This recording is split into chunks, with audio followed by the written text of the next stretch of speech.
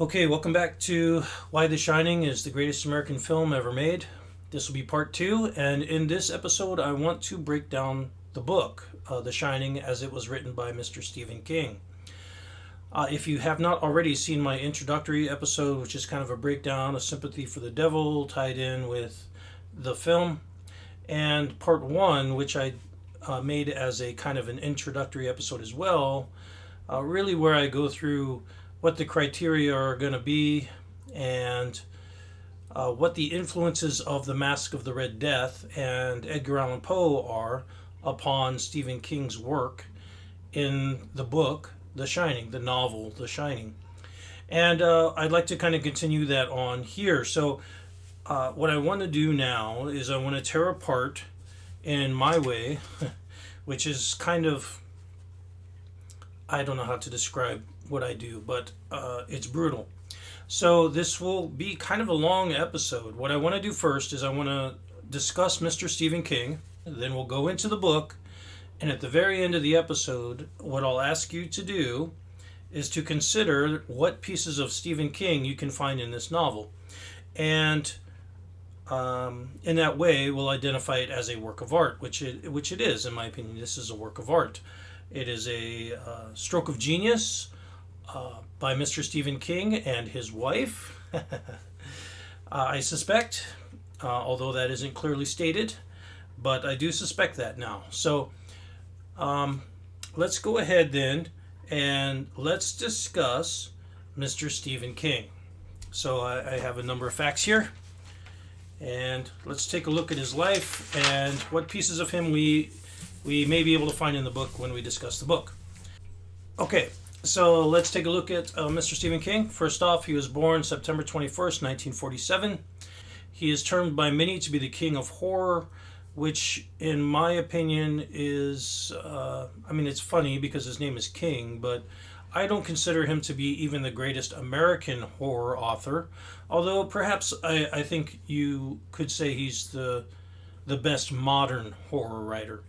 In my opinion, Lovecraft and Poe are much more interesting as writers and authors, not just because of the topics that they discuss, but also because of their use of language. I find their use of language to be much more interesting. So in my opinion, just for my own, I don't know, everybody's got an opinion, I would say he's like the third best that I've read. And I'm not a big fan of horror fiction, but I do really love H.P. Lovecraft for some reason, and Edgar Allan Poe, largely because of the poetic influences. So let's get back to Mr. King. He had a father named Donald King, who was a veteran and fought in the war. And he was a vacuum salesman when he returned, apparently. His mother was named Nellie Ruth King, and his parents were married in 1939 in Maine. Now, I don't know what happened with his dad, but the family moved to be with the father's family in Chicago. I suspect, and then they moved on to New York. And I suspect that's because Mr. King's father was in the war. Now, as I stated, around 1947, which is 2 years after World War II ended, Stephen King's father left the family, and Stephen King's mother had to kind of take care of everyone. Now, I will point out to you that this is extremely similar to Edgar Allan Poe's family. If you didn't watch the previous episode, I suggest you go back and watch it. But again, a father abandoning his own family. Now, around 11 years old, when Mr. King was around 11 years old, they moved to Maine, and his mother cared for her parents. And apparently she was a caregiver at some form of facility for mentally challenged people.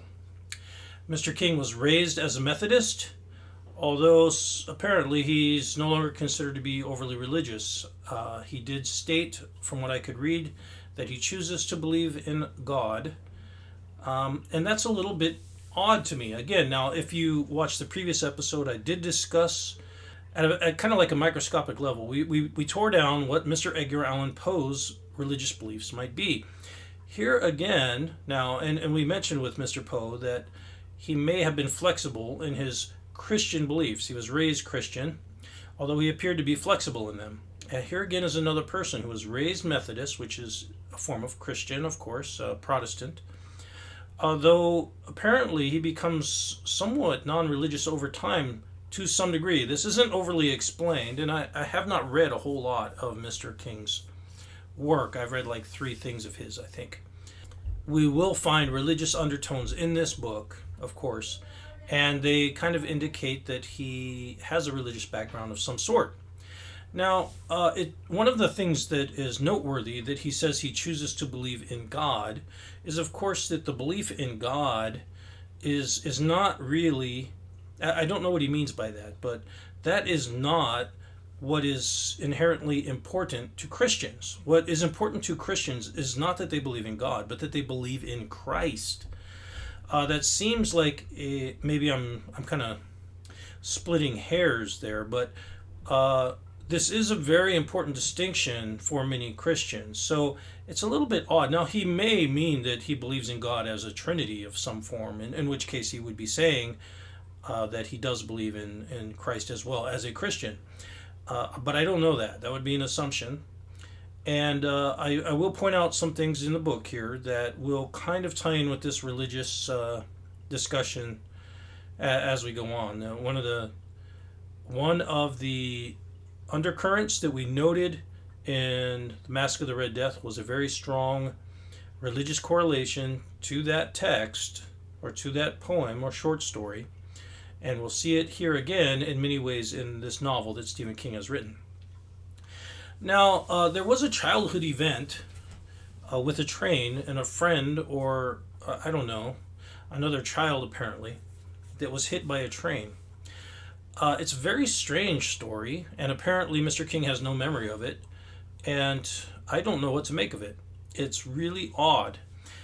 And some people say this is an influence on him. Who knows?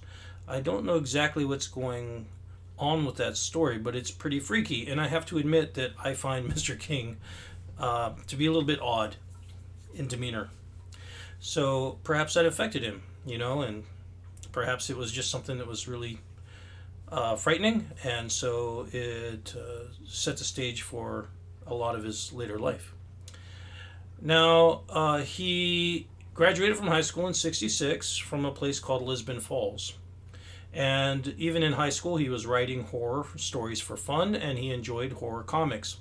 Kind of funny that I do like a lot of old comic books, and it's kind of funny now to me that so many comic books are being turned into movies, but they're all like these superhero kind of comics. When you have a lot of old like Silver Age and Gold Age comics that were very diverse. So they would have a lot of just like social story comics and romance comics and horror comics. And there was this really diverse setting of comic books at that time that just kind of has become extremely uniform and vanilla now.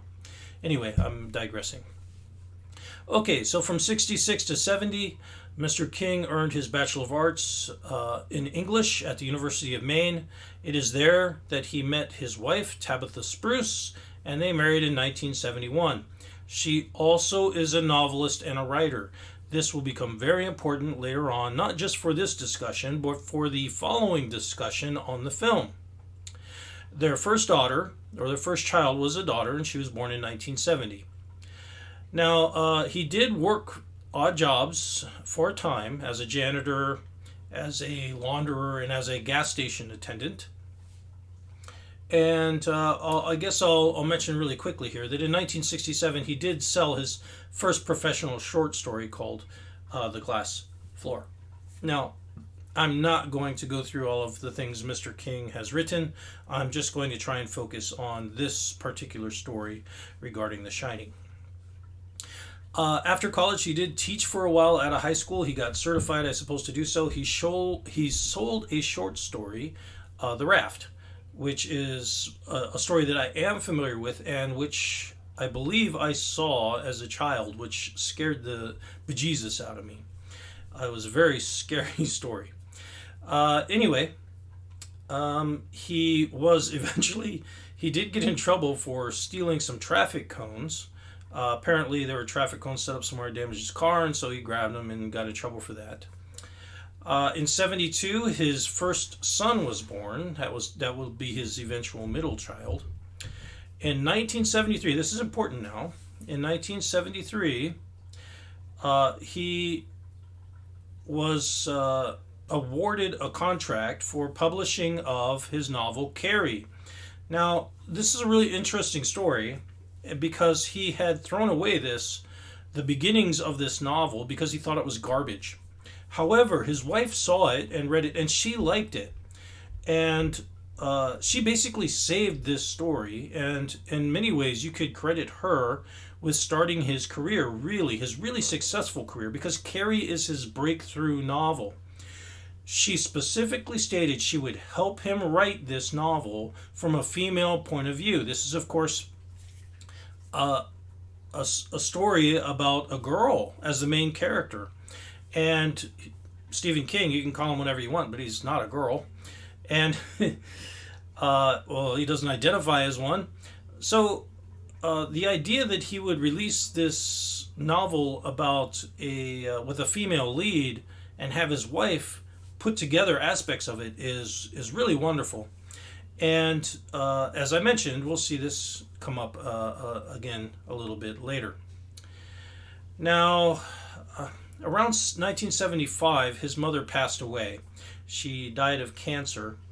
And apparently Mr. King wanted to make a kind of a change of venue. He had been writing largely in Maine.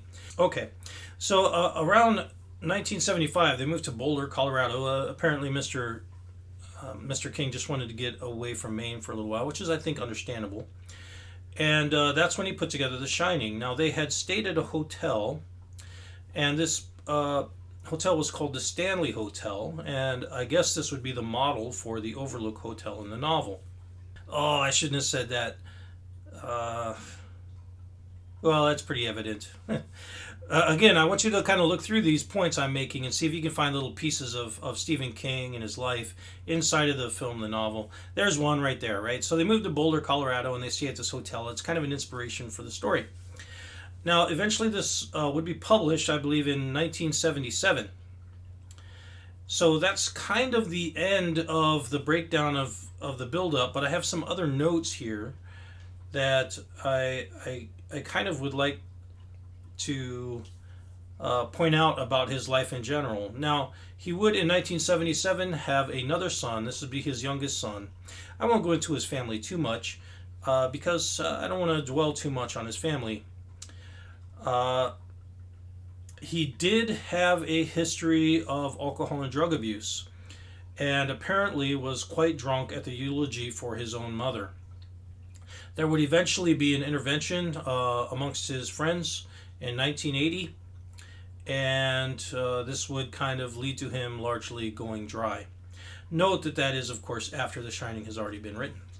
Okay, so another thing is to note is that, as far as I know, Stephen King and his wife are still together, which is pretty cool that you have this long-term marriage happening between these two.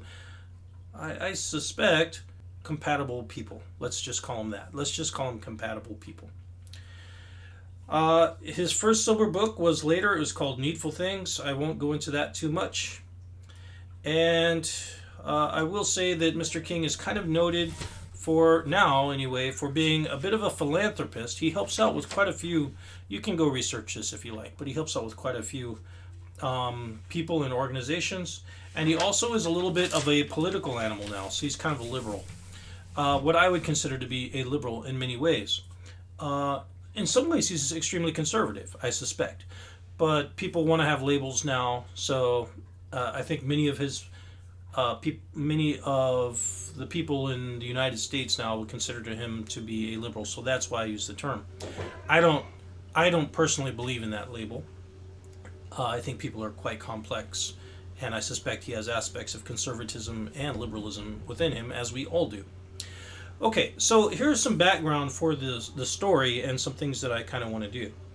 The first is that there was an idea, apparently, that Mr. King had, which was for a book that he was going to call Darkshine, which basically was about a character that is able to bring things into reality through their dreams. We'll get into that a little bit later in the novel. The title for this kind of comes from a John Lennon song called Instant Karma, which is a wonderful song, and in particular the lyric, "We all shine on." Now this idea of shining, therefore, so you can see how it has kind of a religious connotation. We all shine on, instant karma. The idea of someone shining is specifically captured within the title of this book. We'll get into it a little bit later on. And of course, the idea of shining ties in very closely to the idea of light, which ties in with flames and other things like candles. Candles shine, sun shine. The idea of light. So really, this is a book about light. And of course, as we noted in our episode 1, that idea of lighting is specifically discussed by Mr. Edgar Allan Poe in many forms within his short story, Masque of the Red Death. Now, there apparently was a dream while Mr. King was staying in the hotel of his son being chased around by a fire hose and screaming. And another thing that I'll just kind of note is that Mr. King does not apparently like the film, which is very unfortunate. And the reason for that is given, I'm just kind of paraphrasing here, but basically he does not like the idea that the character Jack Torrance is presented as this wholly corrupt and wholly evil person. I won't go into that too much, but I will say that, in my opinion, it kind of makes sense, and I'll get into that as we go through the book.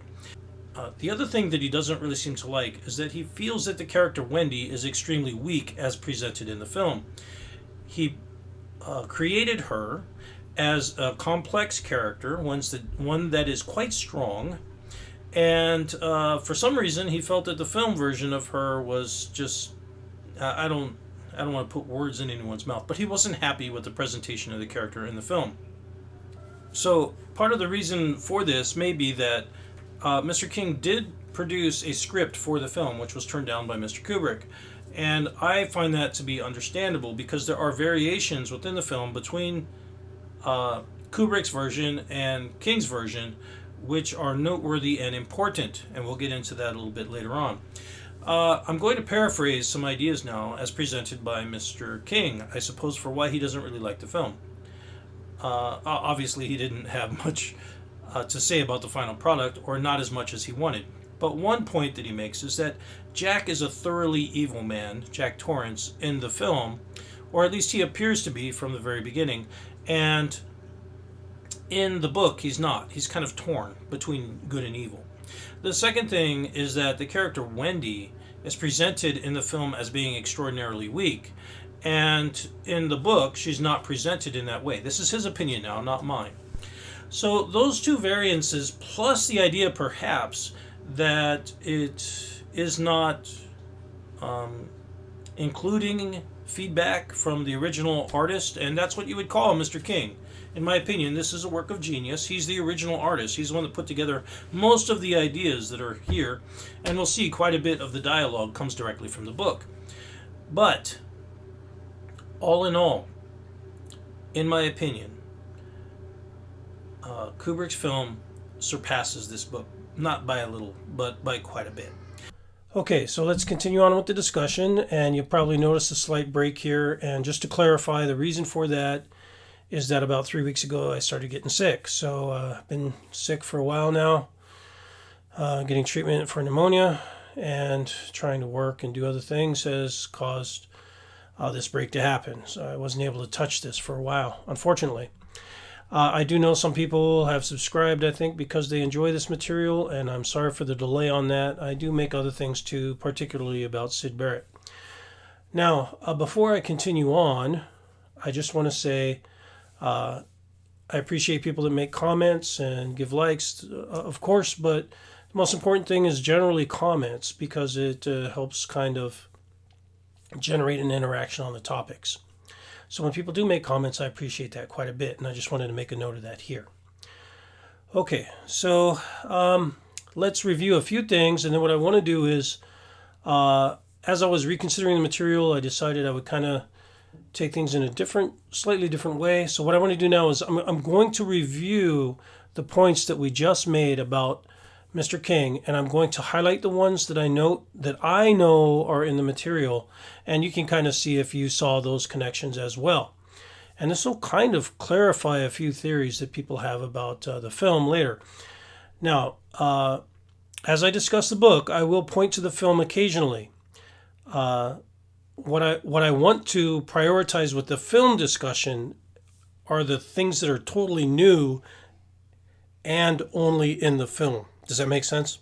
So, for example, just as an example, okay, in the beginning of the film, Wendy is smoking.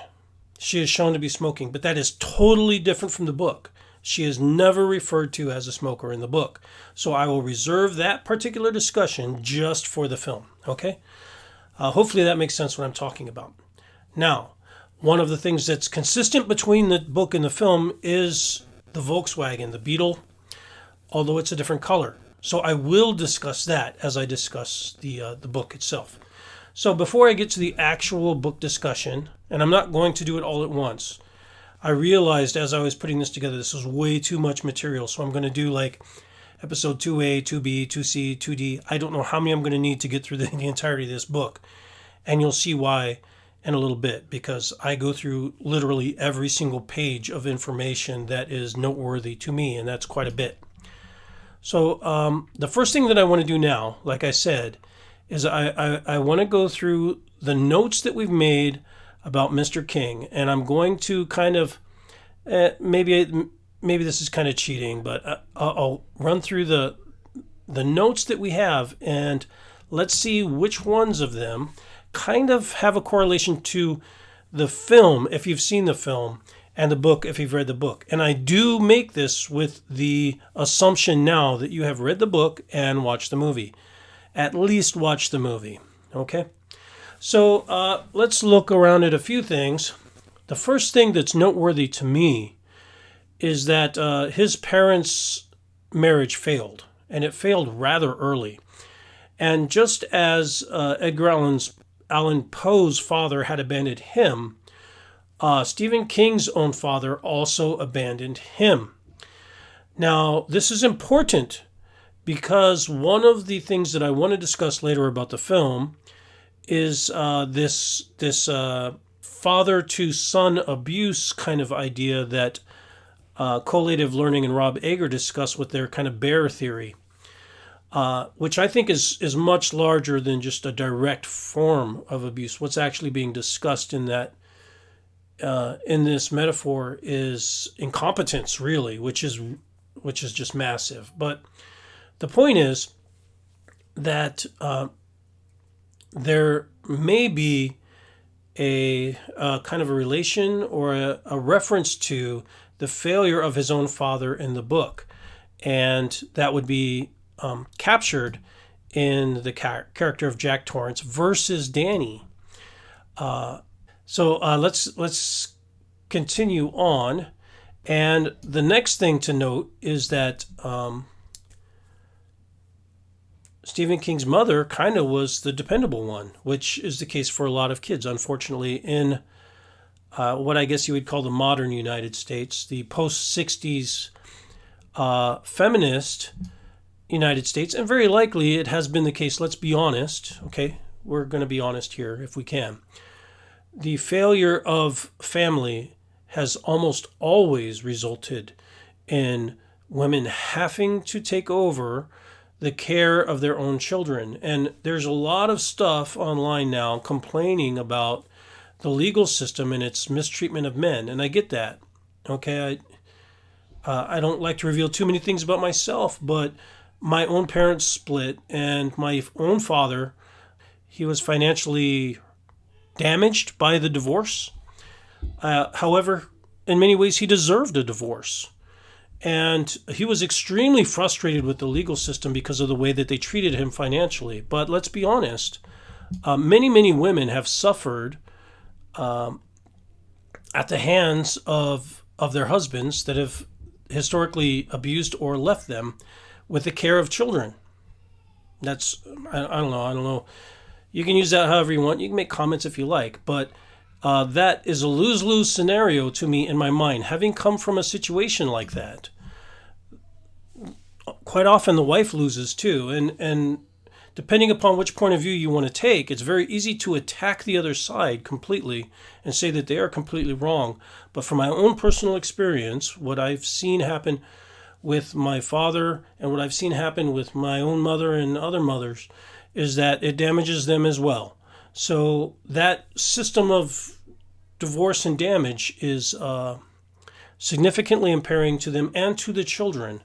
And so, and this is important, of course, because I'll get into this a little bit later on. But divorce is a concept which is consistently discussed in the book, and if you've read the book, you know that.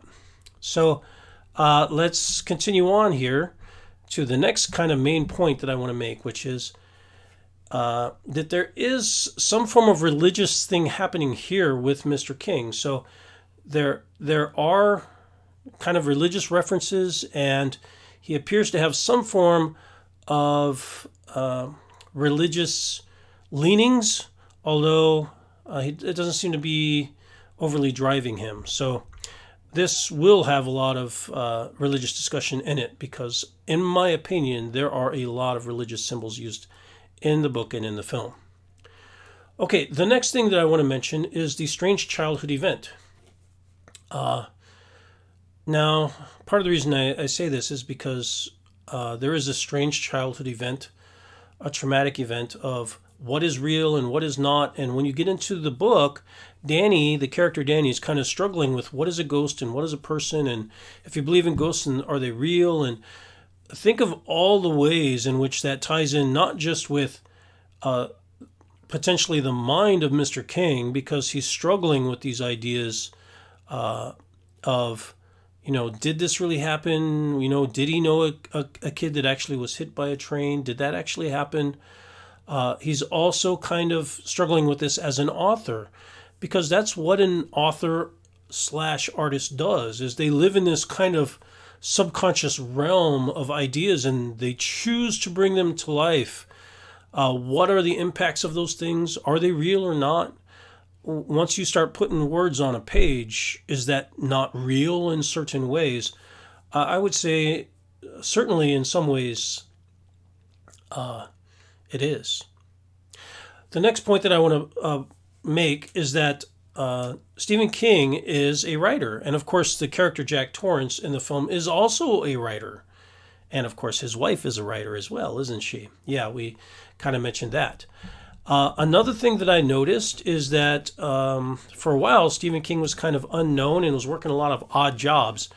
And I can't remember exactly what the conversation was in the film, but I know that in the book and in the film, I can't remember the exact words, but that's one of the things that Jack Torrance kind of goes on this whole diatribe about, is how he doesn't want to have to be someone that's just like cutting grass and washing cars and doing all this menial labor. He seems to have this kind of a pomposity to him that is related to how incredibly intelligent he is and how he needs to be writing all these amazing things, which is kind of funny, because in a way I feel perhaps Mr. King is evaluating himself and kind of, I don't know what you would call that. What would you call that when someone does that? Being self-critical. Let's call it being self-critical. Okay. The next kind of thing that I want to mention is that his first son is named Joe Hill King. And this will come up in the book in the very, very beginning of the book, because there is a dedication to that son. He was born in 1972. So let's note the kind of pattern here. He has a daughter that's first born. His first really big breakthrough novel is entitled Carrie, and that is about a girl. And his second, I guess you could say, novel that could be tied to a kid is this one in The Shining, and he specifically mentioned later on this dream he had of his own son running through the halls of the Stanley Hotel. So, and that gives away the second part here, is the Stanley Hotel stay and how that directly influenced the construction of this work of art. Now, one more thing that I will mention that I kind of don't want to talk about it, but I have to admit it. The birth of his two children may have influenced characters in his novels. We have to consider the possibility that the death of his own mother, the passing of his own mother, may have affected him quite strongly. And so one of the major terrors in the Stanley Hotel, or the Overlook Hotel of the novel, is of course that laughing old lady in the bathtub. And so in a way, I do wonder if he didn't use the horror of his own mother's passing in the novel, consciously or subconsciously. It's quite terrifying, and I don't know. I mean, you decide if that's one of the things that possibly had inspired him in the making of it or not. You'll have to decide that on your own. And again, these aren't knowns, okay? Please don't consider me being an expert on Stephen King. I'm not. I'm just going through and making connections and discussing them. Make comments and give me your thoughts, and always question everyone, including me, on what they think. And there's always multiple interpretations that are possible, specifically when discussing literature and art. So maybe I'm getting some of these really wrong. I don't know. You let me know what you think. The next point I want to make is that Mr. King himself had a history of alcoholism / some kind of drug abuse. Of course, alcoholism is drug abuse. And Jack Torrance, as a character, specifically is cited within the novel as being a recovering alcoholic. So that right there carries over. Now, some of these ideas are kind of captured already in the Masque of the Red Death. The idea that there's a lot of drink, there's an excess of drink, and all these other kinds of things, and debauchery and whatever else going on in this kind of castle or keep. But what should I call this? The fixation, the almost deliberate self-critical review of alcoholism and its impact on other people around him appears to be within the novel, and it also appears to be in his own life. Okay, the next point that I would like to kind of remind you of is this spark of life idea, which is expanded upon by Mr. King and is perhaps captured in his idea of dark shine, whatever else. But and I did kind of mention how this ties in with Masque of the Red Death and the mention of unearthly lighting and all these other things. But I do get the feeling or the sensation that this is more about the idea of the passing of life through generations, through the spark of life idea. And this is kind of a Gnostic idea in certain ways. So I will be discussing a number of things. And really quick, as I get into my discussion on the book, I just want you to know that I'm, at least for this first episode here, I'm going to be using a couple books to define ideas. One of them is A Dictionary of Symbols by J.E. Cirlot, which I have often used in my Peeling Sid Barrett series.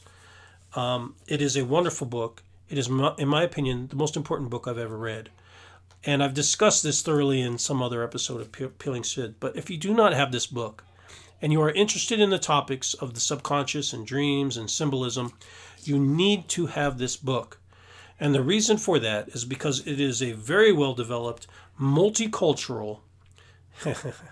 It's very easy to find opinionated symbolic sources, but it's not easy to find unopinionated symbolic sources. And I don't know how to say that any better. Trying to define an idea where you have a robust discussion of possibilities of symbols without pre-selection by the author. In order for you to formulate your own identity, your own symbolic identity, and this book allows you to do that, okay? The other book that I'm going to reference is a book on the Kabbalah, and it's called An Illustrated Introduction to the Esoteric Heart of Jewish Mysticism by Tim Dedopolus. Okay? Now I can't directly take from these because they're obviously under copyright, and I don't even really like this book on Kabbalah. I have other books on Kabbalah that I like better. I will say that, in my opinion, Jewish Kabbalah is very, very important, and the Jewish format for religious and spiritual thought is extremely important, and the reason for that is because it is so robust. So whenever I hear kind of anti-Semitic things, it makes me nervous, and the reason for that is because, as someone that I like to consider my own spiritual development, and I recognize that the value of Semitic sources is extremely high because of the experience, the generational experience tied to the thought processes and the documents themselves. So I don't know if I'm describing this very well. Hopefully you understand what I'm saying. Allow me to clarify what I may mean. Through the history of the Jewish people in particular, we know that they were captured and enslaved in Babylon and in Egypt. Consider that just for a moment.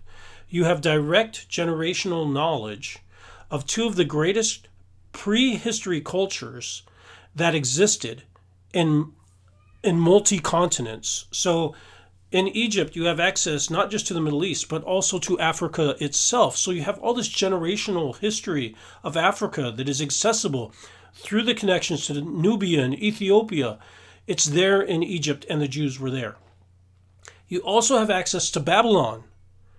And that entire swath of not just that direct area of modern-day Iran, Iraq, etc., but also their connection through to India. So these people that had accumulated these stories, and many people have discussed the similarity of a story like Noah to Enkidu and other stories in Babylon. But the collection of them and the consideration of these stories by the Jewish people is absolutely worth its weight in gold. So whenever I hear people not willing to consider the importance and value of it, it makes me very nervous. So that being said, I will be discussing certain aspects of Kabbalah. I will be discussing certain aspects of Gnosticism. I will be discussing certain aspects of symbolism. And please do not think that these things are absolute, because they are not. And these interpretations of these ideas is not uniform. I will just give some ideas and possibilities, and you can consider them and decide on your own. Okay? So I guess that's pretty much it. If the last thing that I kind of want to mention really quick is that, again, now, Mr. King did not like, in his own opinion, he did not like the character Wendy and Jack as they were portrayed in the film. Now, I've read the book, and I will say this. In my opinion, the portrayal of Jack as evil in the film, pretty much from the get-go, may be deliberate, and that may be called for. And the portrayal of Wendy in the film is not weak, and I'll explain why as we go. But that's pretty much it for this discussion. What I'd like to do now is just go ahead and get into the book. So if you're ready, let's start. Okay, let's go ahead and get started. I'll give you the specific edition of the book that I'll be using, and I'll just run through the first 2 chapters, and I think you'll see why I expect this to take quite a bit of time, because although this is the beginning, and I do expect to have a lot of notes in the early part of this discussion, there is a lot in here. So the first thing that I want to point out to you is that one of the introductory statements is a very simple statement that this is for Joe Hill King, which is a very interesting statement. As I mentioned, Joe Hill King, in the discussion on Mr. Stephen King himself, the first son, the second child born to him, and a second statement which is made, who shines on.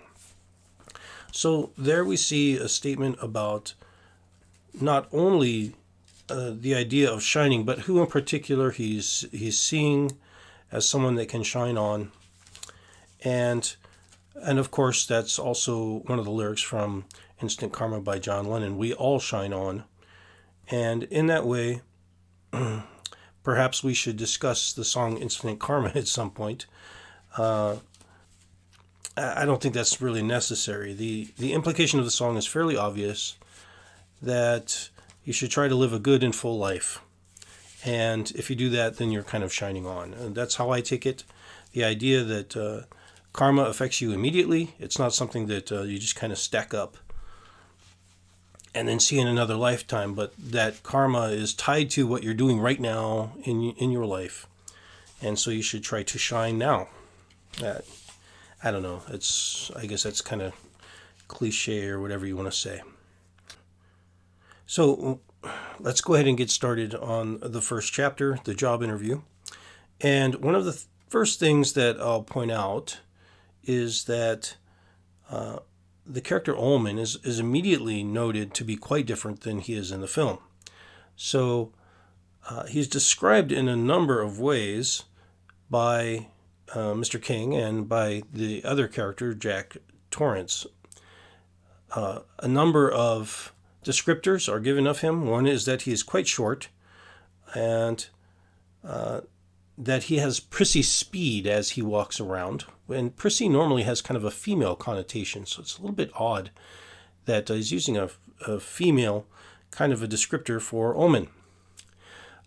He's also described as kind of being ugly and short. Now, this short and ugly descriptor, or combination of descriptors, is negative, and to put it bluntly, it's quite negative. And I've gone through this discussion on the symbolic meaning of height versus being short in Did Sid Barrett, The Dark Side of Oz. So not only is that used in that storyline, the idea that people that are short are lower. This isn't my belief now. So I'm just explaining to you the symbolic meaning of this. For example, the closer a person is to the ground, the more morally suspect they are in a subconscious way. That this is understood in the dancing Shiva emblem that is shown dancing on a person of smaller stature, and this is understood, of course, by our own biases towards believing that things up in the sky, like birds, are elevated. They're morally elevated because they're up high in the sky, and things like worms are lower because they are in the dirt, and the dirt is dirty, I guess you could say. So symbolically speaking, of course, not in reality, okay? Not in reality. People can be quite short and morally quite refined. But symbolically speaking, that is something that can be used. Now, based on the rest of the character of Ullman, we'll have to decide whether or not we think that he's actually morally corrupt or not. The next item, and I'm still on the same page 3, is that Ullman is discussed as wearing a red carnation in his lapel. Now, this is a strange symbol. Of course, flowers often represent female or feminine. We've already discussed that he's been described as prissy and kind of upper class, I guess you could say, or pretending to be upper class. But the red carnation is a little bit of a giveaway. And, of course, red... I'll get into the color red here in just a minute. But the main thing that I want to point out is that there is a president who was tied to red carnations, and his name was William McKinley. And you can look this up if you like. There's a historyfirst.com website that discusses William McKinley and the red carnation. And so what we see now is that although the Ullman is different in the film, there's been this strange juxtaposition of ideas. And you have to wonder, does Mr. King recognize that there's a tie between William McKinley, and of course William McKinley was shot. He was shot as a president, And he has this tie to the red carnation.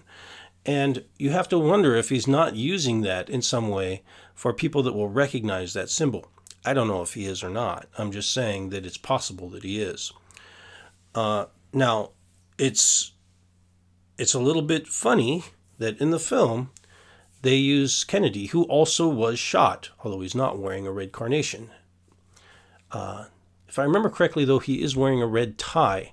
So in that way, perhaps, the symbol has been switched out for another symbol, a red tie, instead of a red carnation. I can't remember exactly if he was wearing red right away. Anyway, let's continue on. I want to say that he was. I'll just kind of add this in also, that the red carnation and McKinley symbol is very likely on purpose in the film and tied to Kennedy as a kind of a collective symbol, because we find out later there is a presidential room in which Danny sees that someone has been shot. So those ideas have been combined in that story there, with the red carnation and possible reference to McKinley. The next big difference is also on page 3. The desk, or the description of the desk, is that it's quite empty. There's a number of things that are described as being on the desk, and you will notice that there is no book, no big red book. Now, in the film, there's a big red book that I believe the secretary kind of comes in and is moving around, but it's not in this book, at least not here. So that's something that's been added in for some reason, and we'll have to discuss that again in our discussion on the film. The next thing that I'll state is that there is no receptionist and no second person. So obviously on the side, that's kind of a bit later, but that's not here, and it is in the film. So you have to ask why. Why is that in the film? And again, I won't really get into that here. I'm just going to note that that's a difference that you can see pretty much right away. Okay? So let's go to the next page, which is page 4. And one of the things that kind of sticks out to me is that Ullman specifically says that Danny isn't supposed to go up into the attic under any circumstances. And the reason for that is kind of that it might be a little bit dangerous for him. But he has made a number of statements about Danny up to this point in time, I believe, or he makes a number of them during the course of this conversation anyway. And it's a little bit odd that he keeps bringing them up. And one of the reasons that it's odd that he makes this statement is, of course, as we find out later in the book, going into the attic is one of the things that saves Danny's life. So it's a little bit odd that he's saying that he shouldn't go into the attic when that's exactly what he has to do to save his life. Okay, on page 4 we get our first strange number. And that is that there are exactly 110 rooms in this particular hotel. Now, I won't go into the number just yet, okay? I'll go into it later, and you'll understand why here in a minute. The next thing is that on the same page, Jack Torrance, he has this kind of thought, and he's thinking, he says, could you just spare the sales talk? Which is a very strange thing to say. He's there for a job, but yet he doesn't really seem to care too much about the job. And in many ways, I agree with Mr. King, by the way, that the character of Jack Torrance he's more enjoyable in the book. He's more likable. He's more palatable. He's a much more well-rounded individual. And there are aspects of him that are quite likable. Anyway, just kind of a side thing there. But the reason I say this is, or I've made a note of this, is because of the constant sales pitches in the film. Now, the use of all these commodities being sold to the family, the Torrance family, not directly sold to them, of course, but sold like shown to them, almost like there's a commercial on TV showing all these products. In particular, when when they're going through the kitchen and they're seeing all these products, and the use of product placement in a film is, of course, a lot of times quite arbitrary. But here we see it even in the book, that there's product placement and there are specific products constantly being called out, which is a little bit strange. And you have to wonder if there isn't some plan to it. Now, I don't know if Mr. King has planned to do that, but certainly in the film, there seems to be a little bit of reason for it. Okay? The next thing that I kind of want to point out is that on page 5, there's mention there that there's a basement floor plan which is on the boiler room wall. And if I remember correctly, there's kind of a layout that's by Wendy, as she's the one that's doing the work later. I think there's some kind of a floor plan down there in the film. Perhaps I'll verify that when I'm putting this together. The next item is also on page 5, and that is that Ullman is wearing a gray tie, and of course in the film he's wearing a red tie. What's the significance of that? I don't know. Like I said before, it appears to be a combination of symbols that may be tied to this idea of modifying characters to tell a slightly different story, as the creator of the film may have desired to do. Okay, and then on the bottom of page 5, there is a mention that there are 110 employees. Okay, so now we have to consider the possibility that this number 110 is extremely significant. Not only because it might already be significant on its own, it's the number of rooms in the hotel, and now we see that it is also the number of employees at the hotel. And there's many different ways of looking at this particular number, and I just want you to recognize them really quickly. Okay?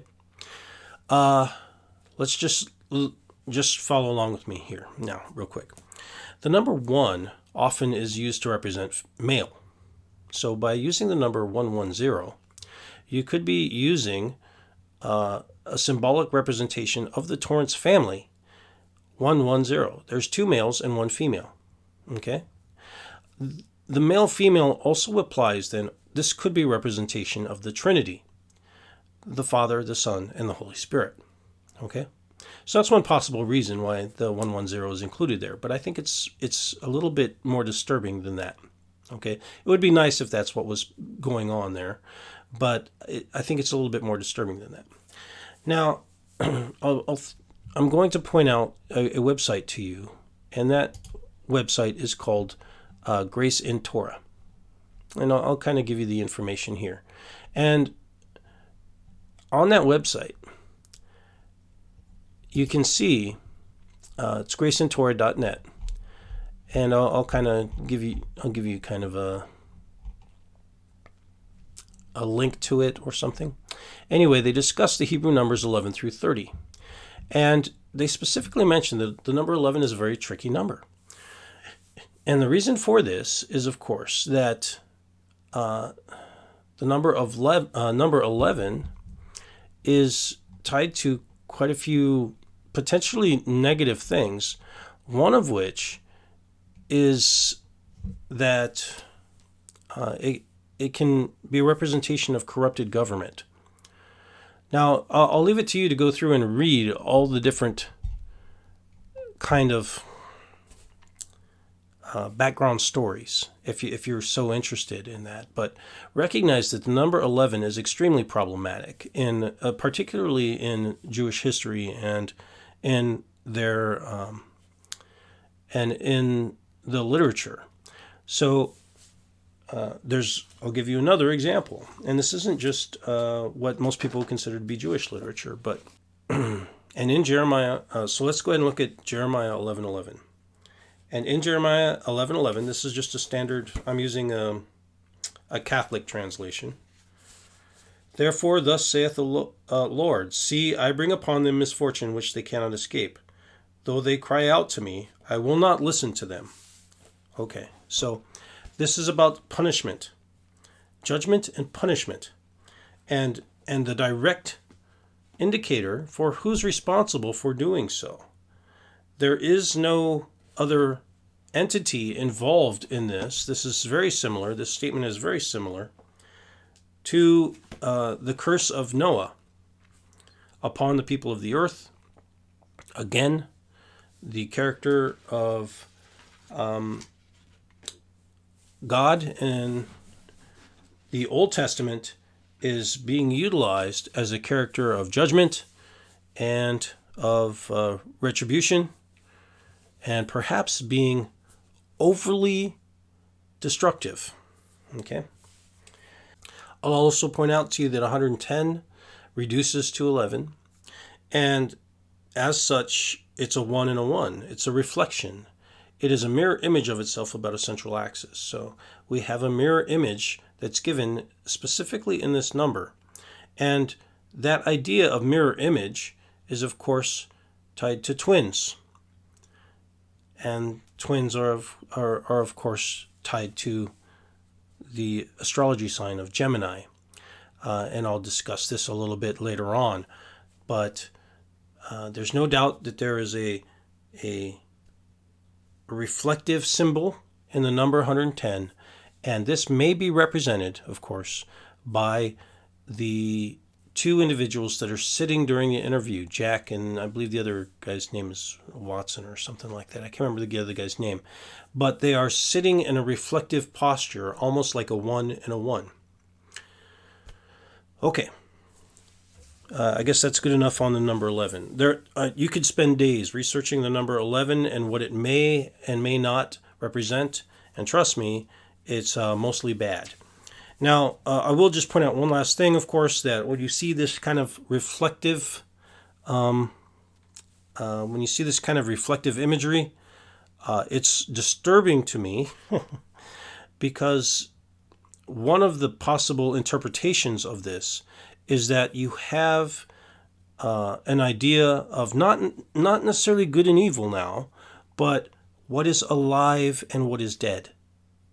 Two worlds can be represented by a reflection like this, okay? And this idea is caught up in the pools that surrounded the Taj Mahal, and that you could look into the pools and see the reflection of the building, and in that way you could see kind of like a whole nother world, a world of shadows. And this world of shadows can often be seen in reflections on lakes and other things, is basically a representation of the shadow world, the world below us. And the world that we live in is a warm world that's lit with the sun. And the world below us is a cold world of shadows. And many religions have this belief that it's just this cold, lonely, wandering place of souls where people go after they die, as we all do die. We go to a realm of shadows. And so when you see this imagery being used, this kind of mirror image, and mirrors are throughout the film, okay, they can represent the idea of being in a living world full of sunlight and warmth versus a world that is alone and cold and below the earth. Which is, anyway, just a few things to think about.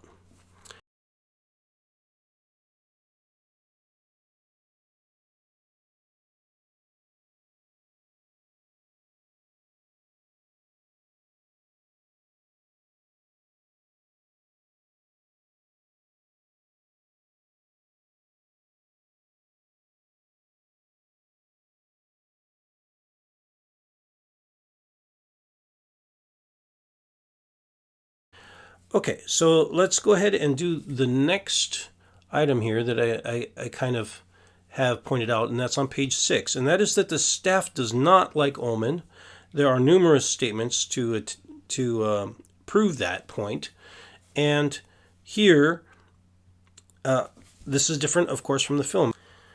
Okay, so let's go ahead on to the next point, and which is that there are a number of presidential mentions directly here in the book. Wilson, Harding, Roosevelt, and Nixon. And Jack Torrance kind of says, I wouldn't be too proud about the Nixon thing, which is a little bit funny.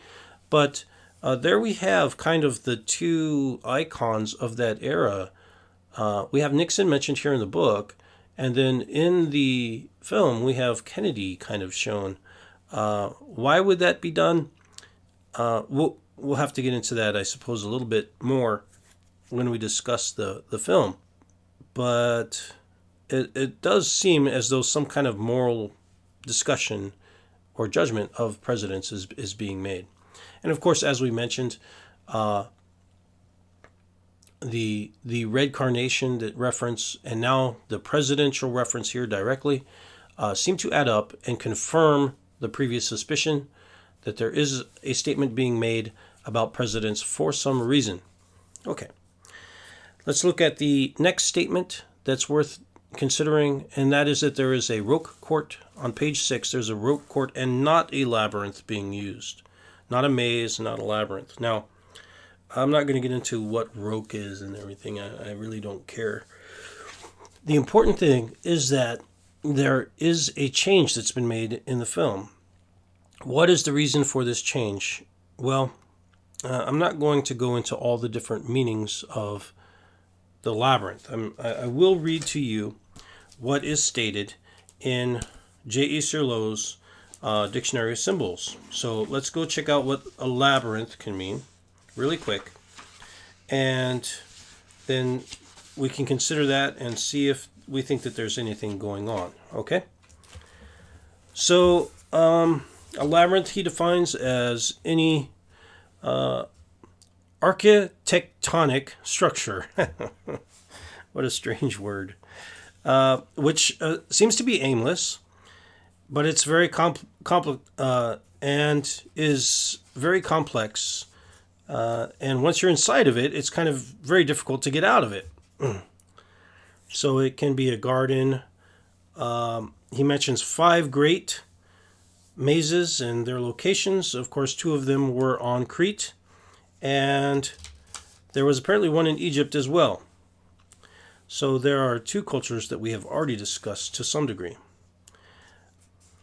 Okay, so one of the connections that he makes is that it may have a connection to the underworld, because you're kind of entering an abyss and it's difficult to get out of, which is commonly considered to be something that happens when people enter the underworld in numerous stories. It also can be a representation of the celestial phenomenon as a pattern, as a structure or pattern, and quite interestingly, and I'll say most significantly, and I'm going to read almost verbatim here because this is very, very important. Okay. This notion is not opposed to the previous one. It is independent of it and up to a point complementary, because the terrestrial maze, as a structure or a pattern, is capable of reproducing the celestial, and because both allude to the same basic idea, the loss of the spirit in the process of creation, that is, the fall in the Neoplatonic sense, and the consequent need to seek out the way through the center back to the spirit. So this idea that there's a portion of us that is tied to creation, that we are capable of finding if we go through this difficult process of locating our spirit, is specifically tied in here to the symbol of the labyrinth itself. And we have to recognize that this already has been alluded to when we discuss the idea of shining on, and that each one of us has a light that's given to us when we are created, whenever you want to decide that creation happens. And that light is a piece of I don't know what you would call that, a piece of something wonderful that's in all of us already. We just have to find it and allow it, refine it and allow it to come out and shine on. It's there within the symbol of the labyrinth. Now, I am showing you a picture of the Stanley Hotel. You can see these weird kind of hedge formations out in front of the hotel. They do seem somewhat labyrinthine. Anyway, I'm a little bit off topic now. So now perhaps we understand the reason for the labyrinth in the film and why it was changed from a rote court. The rote court, I don't know why Mr. King has it in here, but I do know why a labyrinth would be mentioned. And that is because it has to do with refining the spirit. And that is what happens with Danny in the film. Okay, so let's go ahead and continue on to our next point, which is on page 7. And that is that Ullman kind of relays the story about there being a family there before, that he had hired a family instead of a single man, and there was a tragedy, a horrible tragedy. So you have to wonder, and he admits freely, he states quite clearly that he knew kind of that the man was a drunk. Okay, so Ullman suspiciously is doing the exact same thing here now. Not only is he hiring a family to do the work, and granted, he seems to be forthright in that he's acknowledging that he made a mistake in hiring a family and a drunk. And of course, he's referring to Delbert Grady. I think here he's referred to as, he is referred to as Delbert Grady here. So, but the problem is, of course, that he's doing exactly the same thing because he knows that Jack Torrance is a recovering drunk. So there still is a problem. And he knows it. And he knows that Jack Torrance has a family, and yet he's still hiring him. So I have to admit that it looks like Stephen King is stating quite clearly that Ullman is, if you've read this book through and you go back and look at it again, it looks quite clear that Ullman, and by the way, Ullman has the double L or the 1-1 in his name, that he is quite clearly deliberately hiring a person with the same flaws that are necessary to enact exactly the same thing that Grady did. Now, in fact, and this is confirmed in the next statement on the bottom of page 7, that he will be staying in exactly the same room that Delbert Grady had stayed in. And he mentions that he had killed his 2 girls. So now here, they are not identified as twins. But you can see now why this again is suspicious. Okay, there again is our reflection, the two girls. But let's consider the nature of the twins. The twin symbol that is used in the film. Just really quickly. Now, of course, the twins are tied to the story of Castor and Pollux. And this is a very complicated symbol. And if you look at the astrological symbol for Gemini, you'll see immediately, right there is the number 11, in a way. And of course, this layout is a little bit suspicious because it looks like the 2 girls, when they are shown laid out on the floor, they have this kind of structure. They're in a hallway and they're kind of laying head to tail on the 2 sides. Now, Gemini is associated with Castor and Pollux. Now, these are 2 sons. Well, they're 2 sons of the same mother, really. One of them was immortal because he was the son of Zeus, and the other was not immortal. He was mortal, and he was the son of Tyndareus, who was the king of Sparta. And when the mortal son died, the immortal son asked Zeus to give him immortality, and that was done by putting both of them in heaven. So they became the stars, Castor and Pollux. Now notice there is a reflection again, and there's two sons, and one of them lives and one of them dies. So there again is a representation of the number 11, a reflective imagery of two sons, a one and a one, and one representing life and the other representing death. It's quite clear. So again, it's difficult to know that all these things are being done on purpose, but it's also difficult to ignore them all. They seem to be cited deliberately, either subconsciously deliberately or consciously deliberately. Okay? Let's go ahead and continue on then. We are shown there that Grady killed his daughters with a hatchet, and later shot his wife and himself, and he hurt his leg. Now, in the film, Jack Torrance also hurts his leg. He kind of stumbles around towards the end of the film, and he also is carrying around an axe. Okay.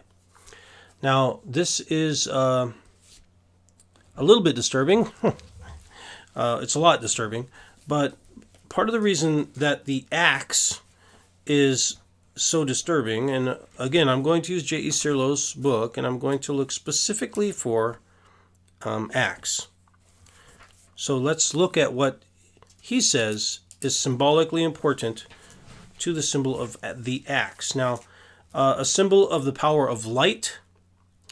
Now, there are two forms of axes, we should say, the double-headed axe and a single axe. And Cirlot specifically calls out the significance of the twin-bladed axe. And of course, the twin-bladed axe can look like many things. It can look like the mountain in the valley because it makes that shape at the top. But unfortunately, in the film, he's not using that specific type of axe. But let's continue on. It also can look like a pair of horns at the top. Cirlot specifically states, nowadays, the double-bladed axe is associated with the labyrinth. So we're back at the labyrinth again, right there, because of the use of the axe. And he specifically mentions that the labyrinth denotes the world of existence. And the most important statement, which is perhaps the most important, which is that the axe is also symbolic of death, ordered by a deity or power. So, and this is, of course, tied to the idea of execution, potentially of sacrifice. It's difficult to beat around the bush here, but in Greek tradition, these symbols of the Minotaur, the labyrinth, the axe, and sacrifice are all caught up in the history of Crete and the Minoans, supposedly. I mean, it's in their mythology. So whether or not that's actually happening, I mean, you'll have to decide on your own. If those references are being deliberately made, or if it's just a metaphor, you'll kind of have to decide. If it's a kind of a spiritual, personal metaphor, or if it's a metaphor for something creepier, or maybe if it's just being used because it is also very creepy.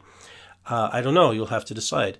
Again, recall that there are aspects of the Masque of the Red Death which also seem to be pointing back to Crete, which also seem to be pointing back to this idea of this bellowing, this horrible bellowing monster creature that exists in the keep of the prince, and it's making these strange bellowing noises as the night goes on. And we've already discussed, and if you haven't already watched the previous episodes, I'll suggest that you do so. Okay, so let's kind of continue on then with the book. Now, you can look into these symbols all you like. There's quite a bit of material on them. And if this interests you, I suggest that you do so. Let's continue on page 9. There's a statement there that both of them like to read. In particular, Mr. Torrance tells Mr. Ullman that him and his wife both like to read. Now, this is significant to me, of course, because in the film, Jack Torrance is never really shown reading. It's a little bit of an odd statement. The only one being shown reading is Wendy. Now, in the book, Mr. Torrance does read quite often, and he does read with his son, actually, quite often. But in the film, I can't recall ever seeing him read anything in the film, which seems to be a significant change. Okay, let's move on now to page 11, and our introduction to Danny, which is that he's waiting on a curb. So he's not at home, and he's not inside. He's actually outside waiting for his dad to come home. So that's a difference from the film. The next thing that I'll point out is also on page 11, and that is that they live in kind of a crappy area, and Wendy isn't overly happy about it. And this ties in with Jack's violent past, that he's gotten in trouble and lost a good job, and they've had to move to this kind of crappy area, and now he's stuck working or trying to get this job that apparently he doesn't even really care about or want. The next page is page 12, and this is the first moment where Wendy kind of says, "What's up, Doc?" to Danny. And I did, when I first started this, I wondered, do they ever kind of use the term "What's up, Doc?" Because I don't recall them using that in the film. They do refer to Danny as Doc, but it's never really explained. And here it's kind of clearly using exactly the same lingo that Bugs Bunny uses in cartoons. And she does kind of try to get him to watch the TV quite a bit. So I do wonder if there's some... I still don't totally get the idea behind why these cartoons are being referenced here in the novel. Clearly, there is a lot of product placement in the novel. For some reason, it may be that there is a deliberate statement being made about American culture, and or lack thereof, that it's being caused by consumerism tied to products and to the television. I don't know. I don't know if Mr. King's doing that on purpose or not, but it certainly is possible. Okay, so let's look at the bottom of page 12. And we have kind of our last, I don't know, big thing here. And this will be the last big explanation that I make before I finish with a couple of things that have to do with Wendy. So it's at the bottom of this page that we find out that what they're waiting for is for Jack to come home in their red Volkswagen Beetle or Bug. And I'll point out a few things now about this and why this is a little bit disturbing. Now, the first is that, of course, you'll notice that there's a significant change. In the book, it's a red Volkswagen, and in the film, it's a yellow Volkswagen. So let's just start with the book. Why would red be used? The simplest explanation is that we have a repetitive reference to red, because that is what happens in the Masque of the Red Death. There are repetitive references to blood, and red is, of course, a color that is tied to blood. So this repetitive reference to red is kind of setting us on the edge, because deep down inside, each one of us recognizes that red is tied to blood. It's an exciting color, not just because into its violence, but also because it's tied to the female menstrual cycle. And it's tied to a lot of fruit becoming ripe. So our eyes and even our temperament are caught up with this color red. Okay? So it could be used specifically for that reason and repeated, like the number 110 was repeated, specifically to make us pay attention. That could be a device that's being used by Mr. King to do so. Okay, so that kind of clears up why he would use red. Now, why would, and a lot of people have asked this question, why would the Volkswagen be changed to yellow? Okay, in the film. Now, this is complicated, and I want you to really think about this now. The first is that this Volkswagen was an idea that was created by Nazis. Okay? Now, there are numerous Nazi references in this film, in the film itself. Volkswagen and the Beetle, or the Bug, as it became known in the United States, was a vehicle which was basically created by the Nazis, by the Nazi fascist machine in Germany. Now, somehow in America, it became tied to this idea of being in love, the love bug, right? I mean, there's a whole film series about it. It has this kind of cute form, semicircle. When you look at it from the side, it looks like this kind of semicircle shape. Okay, so let's discuss the shape of the Volkswagen and how it ties in to mythology. Okay, so the scarab itself is tied to the Egyptian goddess Khepri. They were extremely popular in ancient Egypt, and their function has kind of changed over time. But we have to recognize that when you research Khepri, who is Khepri? Khepri is a scarab-faced god that represents the rising or morning sun. Isn't that interesting? There is a reference directly to the sun through a beetle. Why is this the case? Well, because when you look at a beetle from the side, it looks like it's a hemisphere, or it's a half circle, and that's what the shape of the sun is when it's rising. And of course, let's recognize that this is tied to the idea of being reborn. That basically the sun dies every night. It passes through the underworld. The world turns to darkness, and then the sun rises in the morning. So we have a sign of rebirth that's tied up within the scarab, and because it is a beetle, one of the possible references here is that the beetle is being used symbolically in the film to represent the sun. And is that the case?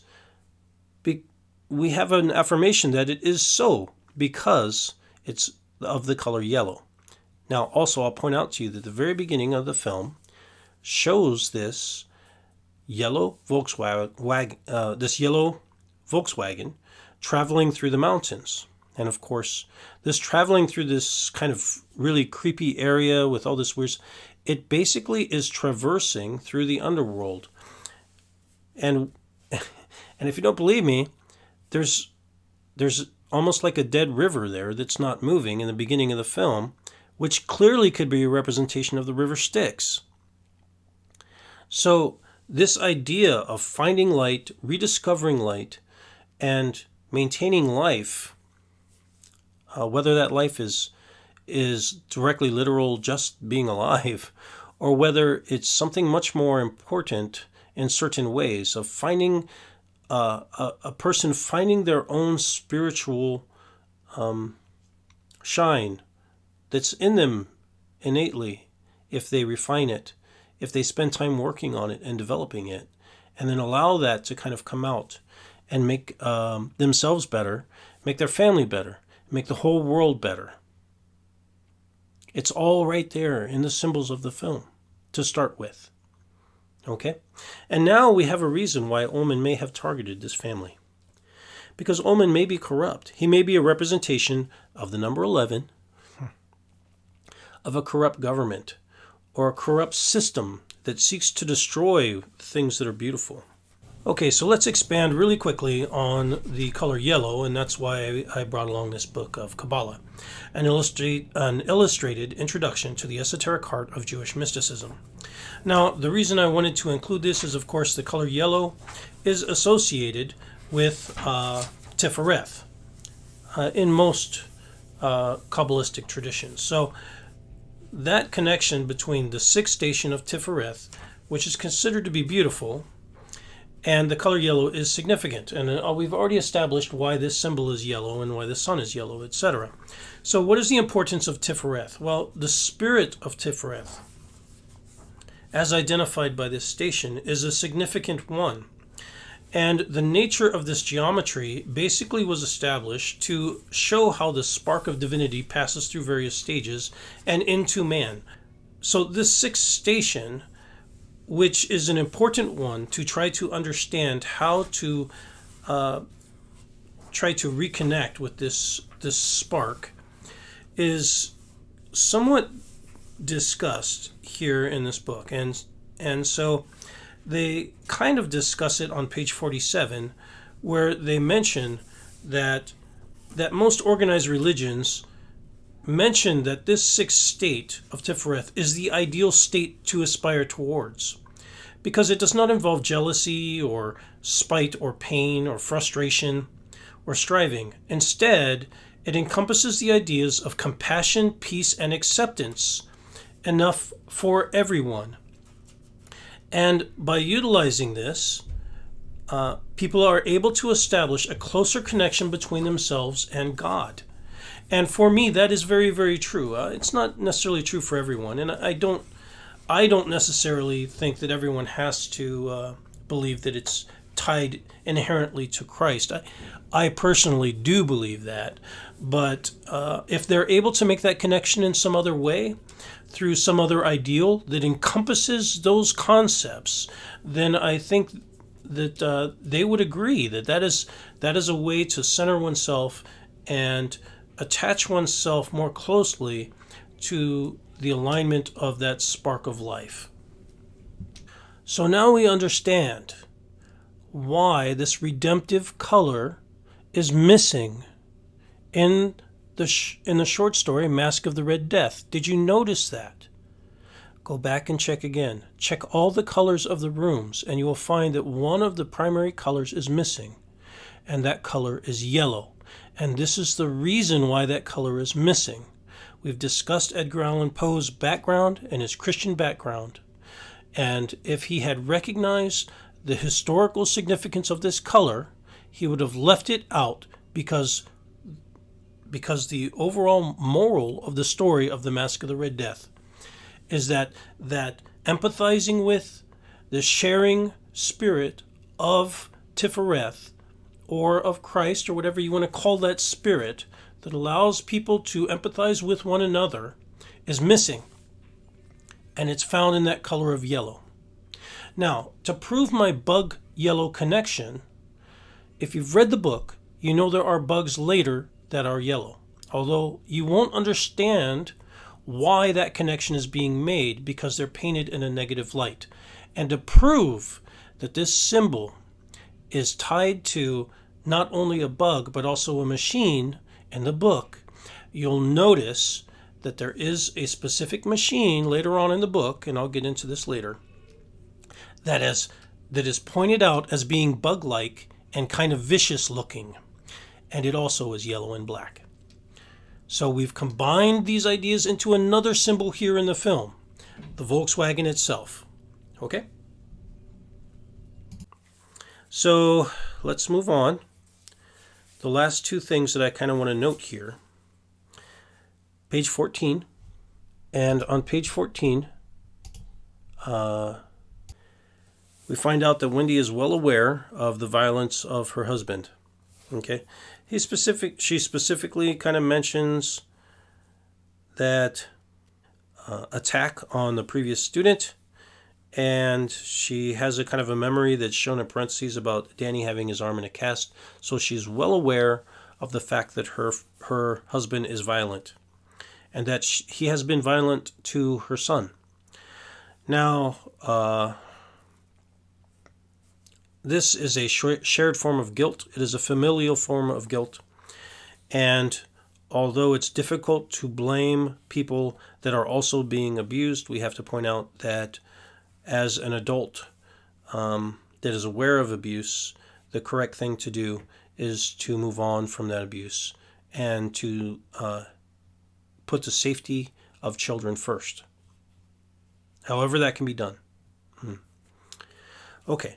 And the last statement that I'll kind of point to is page 15, which is that at the end of this chapter, Wendy just kind of breaks down and cries, and she knows that her family is in trouble. And quite specifically, the ending sentence, in grief and loss for the past, and very, very significantly, it quite clearly states, and terror of the future. Now, how do you want to take that? You could say that the terror is the unknown, but I would argue that what seems to be intimated there is that Wendy may be aware that terror in the future is on the way. And although she is aware of the violent tendencies of her husband, and she's aware that terror may be coming down the pipe, that she still is not doing anything. She's crying. Okay, so that's pretty much it for this portion of the breakdown so far. This has been a lot more than I thought it was going to be, and I apologize again that it took so long and that perhaps this might be a little bit drawn out for some people. I will say that I'm going to continue on. Hopefully some people enjoy this form of discussion, and I'll be back in a little bit with a part 2. How many of these I need to make, I really don't know. But hopefully the discussion is worthwhile. It's added some value and flavor to the book and to the film for you.